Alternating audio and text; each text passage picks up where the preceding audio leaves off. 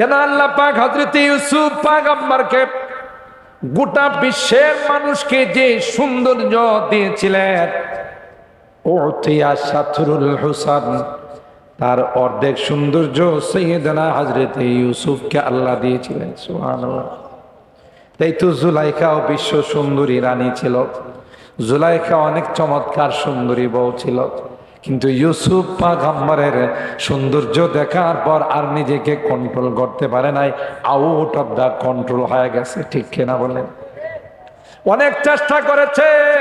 আল্লাহ বলেন, একজন মানুষকে যদি এত সুন্দর বানাইতে পারি, আমার ফেরেশতা কুলের সরদার, সমস্ত ফেরেশতাদের লিডার জিবরাইল আলাইহিস সালাম তাকে সুন্দর আরো আকৃতি দিয়া মারিয়ামের আন্দরমহলে প্রাইভেট রুমে, পার্সোনাল রুমের মধ্যে ঈসাকে ঢুকাই দিলাম মারিয়ামকে পরীক্ষা করার জন্য। মারিয়াম এই যুবককে দেখার পর দুর্বল হয়ে যায় না, তার ইমানি শক্তি আরো মজবুত হয়ে যায়। ইন্নী আবুদুল্লাহ, আমি আল্লাহর গোলাম। সুবহানাল্লাহ। একথা বলে না ইলাহা ইল্লাল্লাহ ঈসা রূহুল্লাহ। আল্লাহু আকবার বলে নাই? সুবহানাল্লাহি ওয়া বিহামদিহি ওয়া সাব্বিহুহু বুকরাতাও ওয়া আসীলা বলে নাই? অন্য কোন শব্দ উচ্চারণ করে নাই। মুফাসসিরিনে কেরাম কয়, ওই ঈসা রূহুল্লাহকে যারা মানবে, যারা তাকে আল্লাহর বেটা বানাবে, তাদের জন্য অ্যাটম বুম ছিল ঈসা রূহুল্লাহর প্রথম বাক্যটা। সুবহানাল্লাহ। তাদেরকে অগ্রিম জবাব দিলেন, এ নাদাত, এ কমবখতের দলেরা, না না, আমাকে কোনোদিন আল্লাহর গোলাম, আল্লাহর বান্দা বলবা, কোনোদিন আমাকে আল্লাহর বেটা বলবা না, কোনোদিন আল্লাহর সন্তান বলবা না, বরং আমি আল্লাহর একজন গোলাম, আবুদুল্লাহ। গোলাম মনিব কোনোদিন এক হয়, চাকর মালিক কোনোদিন এক হয়, কথা কয় না। তা আমি তো আল্লাহর একজন গোলাম। আল্লাহ হলেন আমার মনিব, আমার রব, আমার পালন কর্তা। তোরা কি হিসাবে আমার আল্লাহর বেটা কস? আল্লাহর বেটা হইলে তো আল্লাহ বড় আল্লাহ, আমি ছোট আল্লাহ। কথা কয় না? বাপের দেখেন না গদিন অসীন পীর, বাপ পীর ছিল, হেও কি হয়ে গেছে? যদিও গোটা শরীরে লাইট মারলে কোথাও দাড়ির একটা চুলো পাওয়া যায়। এরকমের পীর বাংলাদেশে আছে না নাই? আট্রসির পীর কই দিলাম। আমি ওই এলাকায় মাহফিলে গেছি, গিয়া দেখি ওখানে 9 রশিও আছে। আবার আরেক জায়গায় আমার ক্লোজের 15 রশি আছে। কি আল্লাহ, রশির দিয়ে অভাব নাই। কয় 8 রশিও আছে, 9 রশিও আছে, 10 রশিও আছে, 15 রশিও আছে। রশি 8টা না, একটা। এই যে ওয়াতাসিমু বিহাবলিল্লাহ, হাবলুন মানে রশি, রজ্জু। আল্লাহ কই রশি মাত্র একটা, একটা বাদ দিয়ে যারা 8টাতে যাব, নিঃসন্দেহে এগুলো গুনাহগার, এগুলো জাহান্নামে যাবে। খাজা বাবা, গাঞ্জা বাবা, কেবলা বাবা, বদনা বাবা, খেতা বাবা, আছে না কত বাবা। সিলেটে মাহফিলে গেছি, রাস্তার মধ্যে দেখি এক মাজারে লেখা খেতা বাবার মাজার। আমি কই ইয়া আল্লাহ, কত মাজার দেখলাম, কিন্তু খেতা বাবা। লোকজনের জিজ্ঞাসা করলাম, খেতা বাবা মানে এটা মানুষের নাম? কয় না, পিসা বুজুর শীতকালে যে খেতাটা ব্যবহার করতো, পরে উনি মারা যাওয়ার পরে এটারে কবর দেয়া মাজার বানাইছে, এটার নাম রাখছে খেতা বাবার মাজার। চিন্তা করছেন কত বাবার মাজার। আল্লাহ কয় ওয়াতাসিমু বিহাবলিল্লাহ, একমাত্র কোরআনের রজ্জুকে ধরে রাখবে, অন্য কোন রজ্জুর দিকে যাবে জাহান্নামে নিয়ে যাবে। ঠিক কিনা বলেন? ইন্না হাযা সিরাতি মুস্তাকিমান ফাত্তাবিউ ওয়া লা তাত্তাবিউস সুবুলা ফাতাফাররাকা বিকুম আন সাবিলি। আল্লাহর হাবিব সেই হাদিসের মধ্যে রেখা টেনে খাত্তা খাত্তান মুস্তাকিমা ওয়া খাত্তা খুতুতান আন ইয়ামিনিহি ওয়া আন শিমালিহি, সাহাবায়ে কেরামদের সামনে লম্বা রেখা টানছে মাটির মধ্যে, তাই না এই রেখাটারে লম্বাটারে একবারে শেষ পর্যন্ত নিয়ে গেছে, তার ডাইনে বামে অনেকগুলো রেখা টানছে। এরপরে আল্লাহ নবী বুঝাইলো, এটা কি টানছি বুঝো? কয় না, সুজা রেখাটা এটা জান্নাতে গেছে, সিরাতে মুস্তাকিম। সুবহানাল্লাহ। কোন আর সাইডে বাইডে যত রেখা দেখতেছো এটি হলো আঁকা বাঁকা রাস্তা, শর্টকাট রাস্তা। প্রত্যেকটা রাস্তার মাথায় শয়তান বসা আছে, ডাকতেছে স্যার আপনি এত লম্বা রাস্তা দিয়ে কতক্ষণে যাইবেন, আমার রাস্তা শর্টকাট, আয়েন সোজা জান্নাতে দিয়ে দিব, 2 ঘন্টা লাগবে সেটা দিয়ে গেলে আমার এই রাস্তা দিয়ে গেলে আধা ঘন্টা লাগবে। তো আপনার কোনটা বালা? আমার এটাই তো বলা শর্টকাট যেটা। এই জন্য আমি অনেক বয়ানে বলি, ঢাকা শহরে যদি যান, রাত্রে বেলায় যদি সৈয়দাবাদ, মহাখালী, গাবতলী গিয়া নামেন, দেখবেন শত শত সিএনজি আসা। স্যার স্যার কই যাবেন? স্যার আসেন। হ্যাঁ, রাত বাজে 2টা 3টা। আপনি যদি বলেন আমি মিরপুর যাবো, আমি মালিবাগ যাবো, স্যার আসেন, মেইন রোডে ট্রাকের জাম লেগে রয়েছে, স্যার বাইপাস রুট দিয়ে নিয়ে যাবো, শর্টকাট রুট দিয়ে। হ্যাঁ, দেখবেন একটু পরে গুলিতে ঢুকিয়া আপনার বুক বরাবর, সিনা বরাবর ছুরি ঠেকাই করবে, স্যার যা আছে দিয়ালাম। কথা কান কিরে বাবা, তুমি তো আমার বাসায় পৌঁছায় দিবা, শর্টকাট রাস্তায় নিয়ে যাবা, তোমার বিশ্বাস করলাম, তুমি তো সব নিবার আইসো। কই স্যার এই মনে হয় শর্টকাট রাস্তা দিয়ে যাইতে চাইলে কিছু দন লাগে। কথা কি বুঝছেননি আমার? শর্টকাট রাস্তা দিয়ে যাইতে চাইলে কিছু কি করা লাগে? দেওয়া লাগে, এমনে যাওয়া যায় না। ঠিক শয়তান ডাকবে, নামাজ লাগবে না, রোজা রাখবে না, আল্লাহ বিল্লাহ কিছু করা লাগবে না, পর্দা কিছু করা লাগবে না। মাঝে মধ্যে আমারে পাতলা মাল নিয়ে কিছু হাদিয়া দিস। পাতলা মাল চিনিনি? টাকা টাকা দিলে তোর জান্নাতের দায়িত্ব আমার, জাহান্নামের দায়িত্ব। জাহান্নামও দিল তোর বড়টার দমু, ছোটখানো কোনো জাহান্নাম দেব না। দেন গত আমলে বঙ্গবন্ধুর মৃত্যুবার্ষিকীতে এক হুজুরের দোয়া করবার লেগে দিছে। তো ওই হুজুরে হাত তুলে কয়, আল্লাহ বঙ্গবন্ধুকে জাহান্নামের সর্বোচ্চ মাকাম দান করুন। বুঝলেন?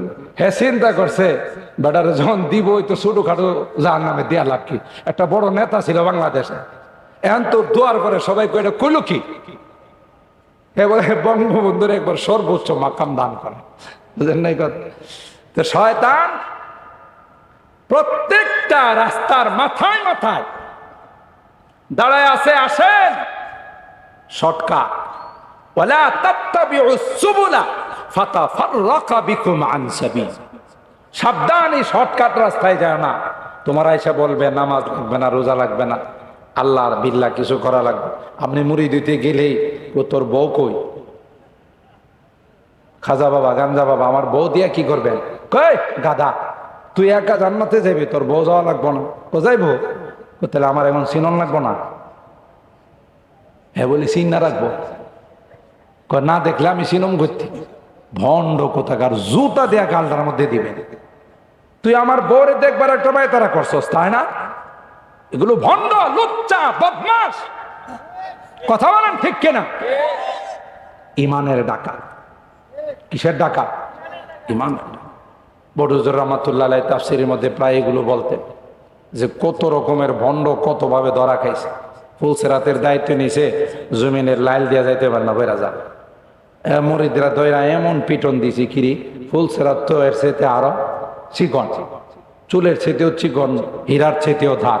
তুই লাইল দিয়ে যাইতে পারস না, ফুলসেরাত আমরা কেমনে পারবো? বাটফার কোথাকার, সিটার কোথাকার, ঠিক না? লইছে পিটা। আরেকবার হয়েছে বলি আমি মাঝে মধ্যে খাইতে বসে, হ্যাঁ তখন বয় করছি কি, তার কয় মাছ দিছে বাতের নিচে, ঠিক না? কারণ হ্যাঁ উজু করার সময় খানায় কাবার কুকুর তাড়াইছে। উজু যখন করে লাঠিটা দিয়ে হঠাৎ হোস, আশপাশে যারা আছে খাজা বাবা, গাঞ্জা বাবা, কেবলা বাবা, কি তাড়াইলেন? আমরা তো কোনো কুকুর বিড়া গেলে তোরা বুঝবি এটা মারিফতুল শখ লাগবো। আমি দেখতেছিলাম খানায় কাবার ভিতরে কুকুর ঢুকতেছে, লাঠি দিয়ে যখন আমি হুস খুশি গেছে গা। উরি বাবা, মরিদরা তো কেউ পরে পায়ে, কেউ পরে মাথায়, কেউ পরে শরীরে। খাজা বাবা, গাঞ্জা বাবা, কেবলা বাবা কত বড় মারিফতি চোখ, বাংলাদেশে বয়ে খানায় কাবা দীক্ষা বলাইছে। আপনারা যারা হজ উমরা করতে গেছেন, গোটা মক্কাতে কোনো কুকুর পাওয়া যায়? খানায় কাবা তো দূরের কথা, আমি দর্শনে যখন গেছিলাম তখন মদিনার থেকে রাত্রে আমাদের সফর ছিল মক্কা। আসার পথে এক জায়গায় হোটেলে বিরতি দিয়েছে, তখন কত দূরের থেকে যেন একটা কুকুরের আওয়াজ শুনছে, গ্রামগঞ্জ। আর এই শয়তানে কয় খানায় কাবার ভিতরে বলে কুকুর ঢুকতেছে। ভণ্ড কত প্রকার দেখছেন। আর বুঝলাম কুকুর মক্কাতে আছে, ধরে নিলাম একটা লম্বা মানুষও তো চৌকাট লাগাল পায় না, এটা কি সরাইলা কুকুর পাইছো তুমি? বলে এটা লম্বা আছে, এটা লাভ দিয়ে উঠে যাবো, কথা কয় না। তাইলে এই ভণ্ড এই কাম করছে পরে যে বেড়ার বাসায় দাওয়াত, এ বেড়ার বউটা ছিল খুব চালাক। পরিবারের মধ্যে জামাইটা যদি একটু আলা বলো, বাবা বিবিটা হইলো দারগা, কথা কয় না। আর বিবি যদি একটু সরল সোজা হয়, জামাই খুব চালাক হয়, আল্লাহ মিলাই জিলেই দিছে, ঠিক কিনা বলেন? কত সরল মানুষ সংসার বিবি চালাইতেছে সুন্দর করে, এবারটার খবরও নাই, কথা কয় না, আছে না এরকম? তো বিবিটা ছিল খুব চালাক। আরে বাপ রে বাপ, এত বড় কামেল পীর আমার বাড়িতে বই রইছে। আচ্ছা কামেল পীরের আজকে পরীক্ষা করে নেব।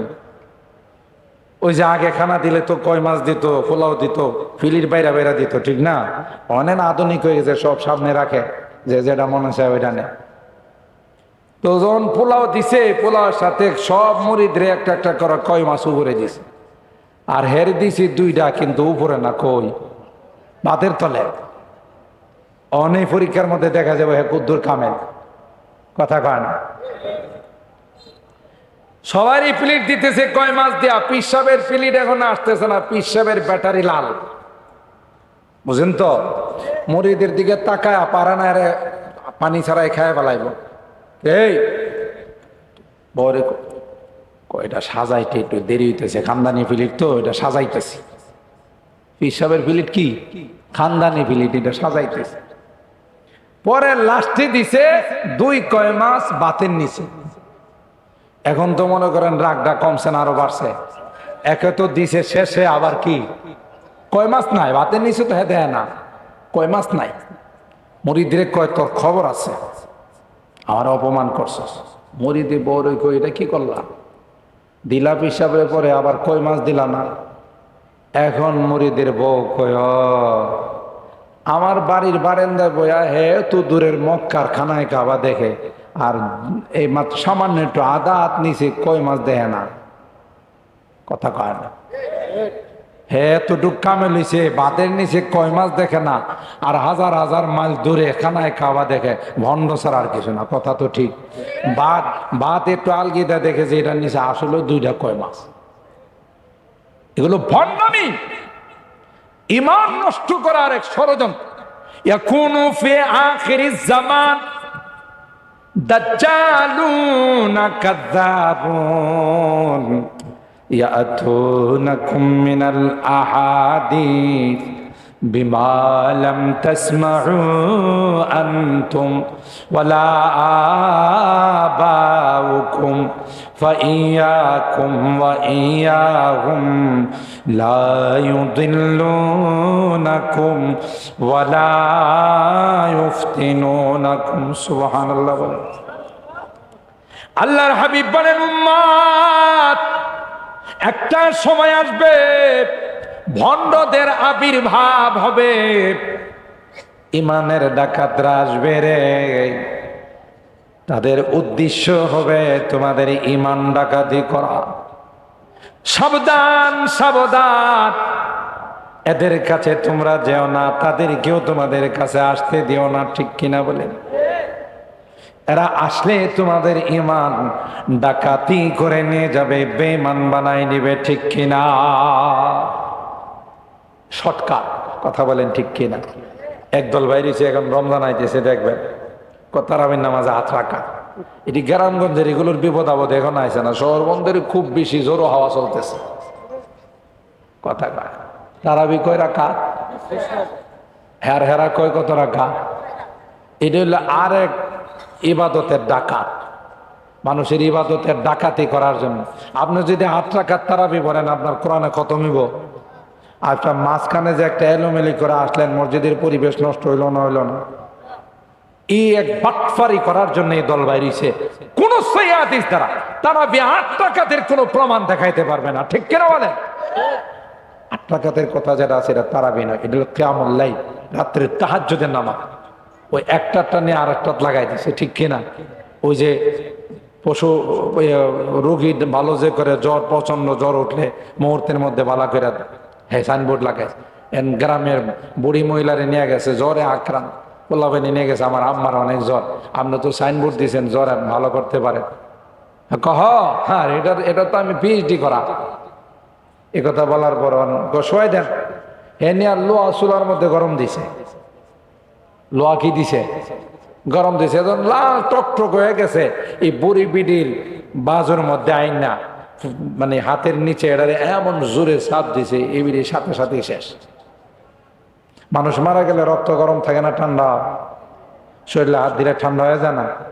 এখন যেই বিড়ি গেছে গা, এই ডাক্তারের ডাক্তার, আসেন ভাই আসেন, যে কথা সেই কাজ। বুঝছিলাম না যে আমার কাছে আসলে মুহূর্তে জ্বর শেষ। দেখেন গোটা শরীরে কোনো জায়গাতে জ্বরের বংশ নাই। এরা হাত দিয়া দেখে যে ঠিক হইতো, শরীর তো পুরা ঠান্ডা হয়ে রয়েছে, জ্বরের বংশ নাই, ঠিক না? ডাকতেছে মা, ও মা শরীরটা এখন কেমন? মা আর জবাব দেয় না, কথা কয় না। মা আছে না গেছে? এখন এই রুগীর সন্তানরা ডাক্তারে কয়, মা রীতি তুমি মাইরা ফেলাইছো। কো ভাই কথা একটু কম কন, বাঁচলো না মরলো এটা আমার সাবজেক্ট না, জ্বর আছে না না এটা দেখেন, জ্বর আছে কিনা দেখেন। জ্বর তো নাই কিন্তু রুগীও তো নাই। এটা তো আমার কোনো চ্যালেঞ্জ ছিল না, আমার চ্যালেঞ্জ ছিল যে মুহূর্তের মধ্যে জ্বর বালা করা হয়। দেখেন কিভাবে জ্বর গেছে, বংশ নাই। থানায় যাই দিছে এর নামে মামলা, থানাতে ওরে ডাকছে। যাওয়ার সময় ওই হের যে বইটা দীক্ষা ডাক্তার শিখছে এটা বগল করে লেগে গেছে। যাওয়ার পর থানার ওসি সব জিজ্ঞাসা করে, আপনি তো রুগী মাইরা ফেলাইছেন, মার্ডার কেসে আসেন? কই স্যার আল্লাহর মাল আল্লাহ নিয়ে গেছে, না আমার কিছু করার না, আমি বই দীক্ষা বইয়ের অনুযায়ী ডাক্তারি করছি। আপনার বই কি লেখা আছে? লেখা আছে এই যে খুলছে, খুললা করে লেখা আছে প্রচন্ড জ্বরে আক্রান্ত হলে গরম লোহা শেক দিলে জ্বর ভালো হয়ে আছে।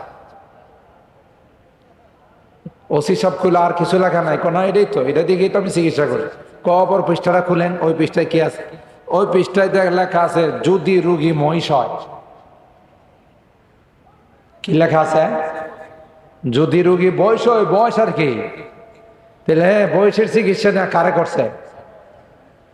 মানুষের করছে। মানুষ বাঁচবো না মরবো কি লাগি? লেখাপড়া নাই, ডাক্তারি শিখে নাই, এই বই দীক্ষা ডাক্তারি শিখে। ঠিক যারা বলে তাহাজ্জুদের নামাজ, তারাবির নামাজ 8 টাকা, ওরা ওই হাতুড়ি ডাক্তারের মতো। সারা জিন্দেগি আমরা বুখারি পড়াইছি আলহামদুলিল্লাহ, এখনো পড়াইতেছি, ওলামায়ে কেরাম পড়াইতেছেন। হেরা বুখারি শরীফ বুঝছে না, হ্যাঁ বুঝছে, কথা কয় না, ডাকাত।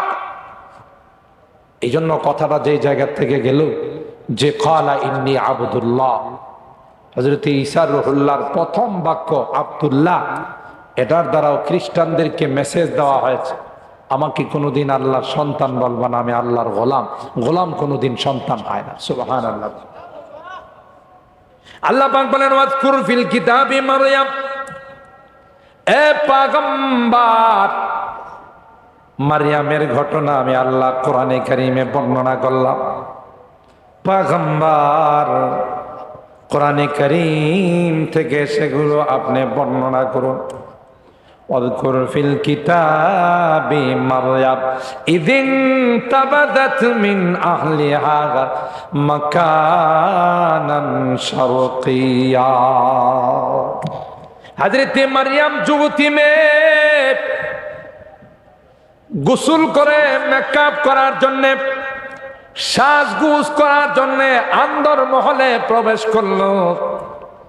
কইরা চোখের মধ্যে সুরমা লাগায়, বিভিন্ন কসমেটিক্স দিয়া মেকআপ করতে। এই আন্দর মহলের গেটের মধ্যে একটা যুবক দাঁড়ায় গেছে। সুবহানাল্লাহ। একটা যুবক এত সুন্দর, এত টল ফিগার, দেখতে যুবরাজ প্রিন্সের মতো মনে হয়। বাবারে বাবা, সুন্দরের অভাব নাই। আল্লাহ এই ঘটনা বর্ণনা করে দুনিয়ার যুবক নারী, যুবতী নারীদেরকে আল্লাহ বলতেছে, এ যুবতী নারীরা, কোন সুন্দর যুবক দেখলে প্রেমের অফার দিও না। আমি তোমাকে ভালোবাসি, আই লাভ ইউ তুমি বইল না। কারণ মারিয়াম তোমার মতো একজন যুবতী ছিল। দেখো মারিয়ামের ঘরের ভিতরে একজন সুন্দর যুবক ঢুকে গেছে, তারপরও মারিয়াম তার প্রতি আকৃষ্ট হয় নাই, বরং তাকে ঘর থেকে বাহির করার জন্য বারবার অনুরোধ করছে। সুবহানাল্লাহ। ফাত্তাখাযাত মিন দুনিহিম হিজাবা ফাআরসালনা ইলাইহা রূহানা ফাতামাসসালা লাহা বাশারান সাওয়িয়া। আল্লাহু আকবার। আল্লাহ বলেন ফাতামাসসালা লাহা বাশারান সাওয়িয়া। দেখতে এত সুন্দর, নাক মুখ চোখ নাক কত সুন্দর, দেখার মতো যুবক।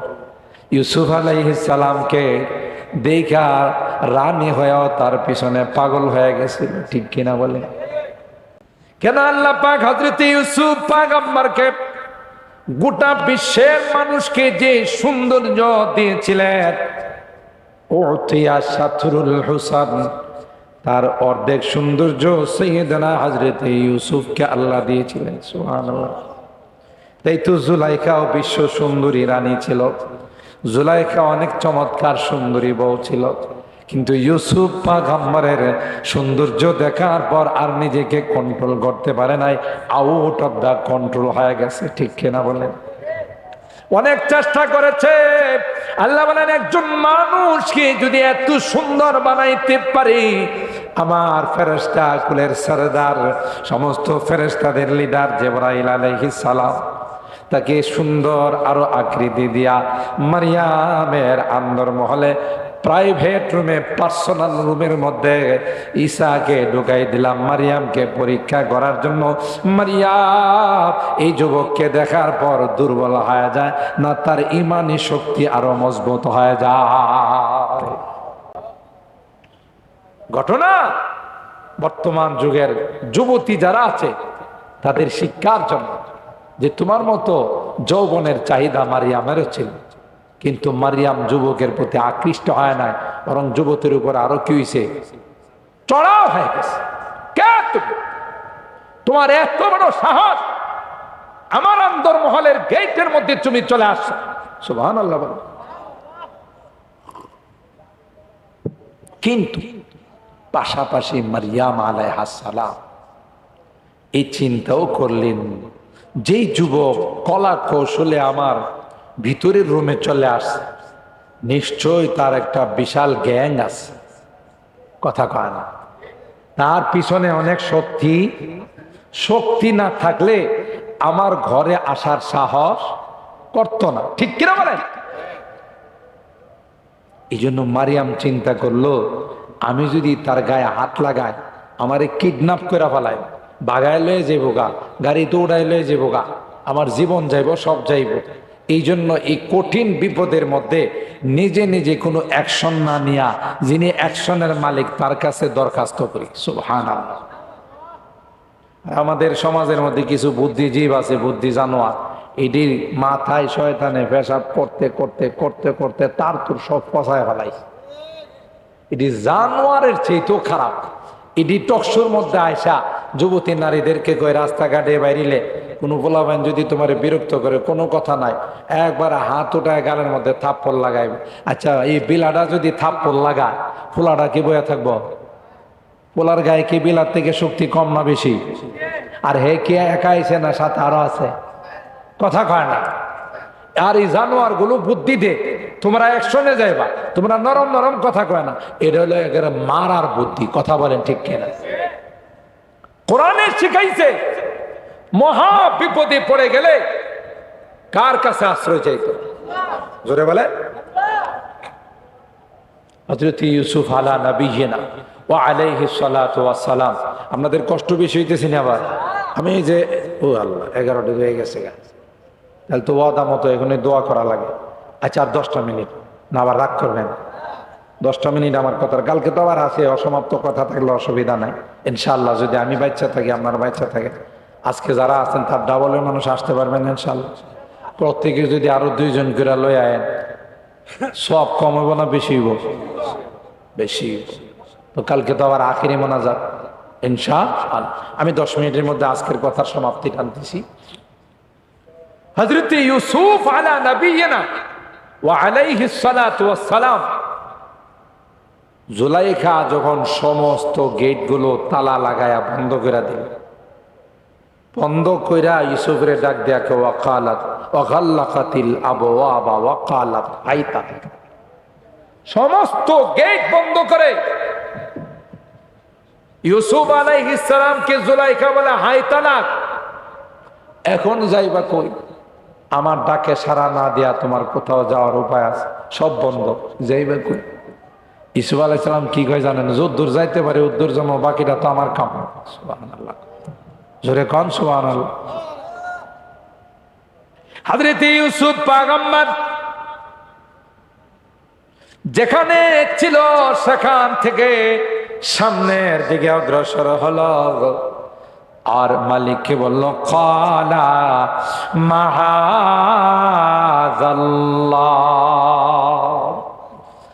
এ মালিক, এ রব, যেই বিপদের সম্মুখীন হয়েছি এই বিপদ থেকে উদ্ধার পাওয়ার কোনো রাস্তা নাই, আমার কোনো শক্তি নাই, একমাত্র তুমি যদি সাহায্য করো গো, তাইলে আমি বিপদ থেকে উদ্ধার হয়ে যাব। কার আশ্রয় চাইছে? তালা খোলার তো আল্লাহর কাছে তো চাবি নাই, তালা খুলবো কেমনে? যে তালাগুলো লাগাইছে এটির চাবি কি আল্লাহর কাছে আছে? ইউসুফ আলাইহিস সালাম আল্লাহরে কইলে কি, আল্লাহ যদি ডাক ডাকে আমার কাছে ইউসুফ চাবি নাই, কিছু করার নাই, কথা কান। আল্লাহ তালা খুললে চাবি লাগে, তালা রেখে খোল, সাথে সাথে খুলে যাবে, ঠিক কিনা বলে? গেট গুলোকে বলবেন খোল, খুলে যাবে। হযরত ইউসুফ পয়গম্বর মাআযাল্লাহ ইন্নাহু রাব্বি আহসানা মাসওয়ায়া ইন্নাহু লা ইউফলিহুল যালিমুন। ইউসুফ পয়গম্বর না না, আমার আশ্রয়ের জায়গার কোথাও নাই, আমার আশ্রয়ের জায়গা একমাত্র কে? আর একটু জোরে বলতে হবে কে? বলতে দেরি হয়, তাফসীরের কিতাবের মধ্যে আসে সাথে সাথে তালাগুলো খুলে যায়, গেটগুলো খুলে যায়। সুবহানাল্লাহ। তালা কে খুলেন? গেট কে খুলেন? গটাগট যতগুলো গেট লাগাইছিল, যতগুলো তালা লাগাইছিল, সবগুলো খুলে গেল, শেষ গেটটাও খুলে গেল। সুবহানাল্লাহ। তাইলে বিপদে পড়লে আশ্রয় নিতে হবে কার? ঠিক হযরত মারিয়াম চিন্তা করলেন, আমার আন্দর মহলে, আমার পার্সোনাল রুমের মধ্যে যেহেতু যুবক ঢুকে গেছে, বোঝা গেল যুবকের পিছনে বিশাল শক্তি কাজ করতেছে, ঠিক কিনা বলে? তখন হযরত মারিয়াম আল্লাহর কাছে পানা চাইলেন, ক্বালাত ইন্নী আউযু বিররহমান, আমি কাহারো কাছে পানা চাই না, আমি পানা চাই একমাত্র কেবলমাত্র আমার আল্লাহর। সুবহানাল্লাহ। কার পানা চাইছে? এই পানা চায়া যুবকরে বলতেছে, ইন্নী আউযু বিররহমানি মিনকা ইন কুনতা তাকিয়া, তুই যদি ভালো মানুষের পোলা হয়ে থাকস, ভালো বংশের ছেলে হয়ে থাকস, আল্লাহর ভয় যদি তোর অন্তরে থাকে, তোরে আল্লাহর দোয়ায় দেয়া কই তুই জিজ্ঞা। সুবহানাল্লাহ বল, তুই চলে যা। এখনো যায় না জিবরাইল আলাইহিস সালাম, এখনো যায় না। পরে চিন্তা করলো, যে কড়া কড়া কইতেছে, পরবর্তী অ্যাকশনটা যারই হাতে নেই কিনা আল্লাহই জানে, কথা কয় না। তখন তার পরিচয়টা তিনি দিয়ে দিলেন। ক্বালা ইন্নামা আনা রাসূলু রাব্বিকি লি আহাবালাকে গোলামান জাকিয়া। সুবহানাল্লাহ। এ মারিয়াম, ভয় পাওয়ার কোনো কারণ নাই। আমি মানুষ নই রে, আমি ফেরেশতা কুলের সরদার জিবরাইল আলাইহিস সালাম। বুঝছি আপনারা ঘুম এসে গেছে। সুবহানাল্লাহ, যে কোন অর্ধেকটা বাইরে আর অর্ধেকটা ভিতরে থাকে। আওয়াজে মনে হইতেছে অর্ধেকটা বাইরে আর অর্ধেকটা ভিতরে থাকে। আর ঘুম আসাটা স্বাভাবিক, সারাদিন কাম কাজ করছেন। তো বলতেছে আমি ফেরেশতা কুলের সরদার জিবরাইল। আপনি জিবরাইল? বলে হ্যাঁ। তো আমি গরিবের ঘরে হাতির বা, কথা আছে না, গরিবের বাড়িতে হাতির বা, আমি মরিয়মের কামরায়, আপনি জিবরাইল আলাইহিস সালাম আসছেন। হুজুর কি কারণ, কি জন্য? জন্য টন্য নাই, লি আহাবালা কি গোলামান জাকিয়া, আমি তোমার একটা সন্তান দেওয়ার জন্য আল্লাহর পক্ষ থেকে আসছি। সুবহানাল্লাহ।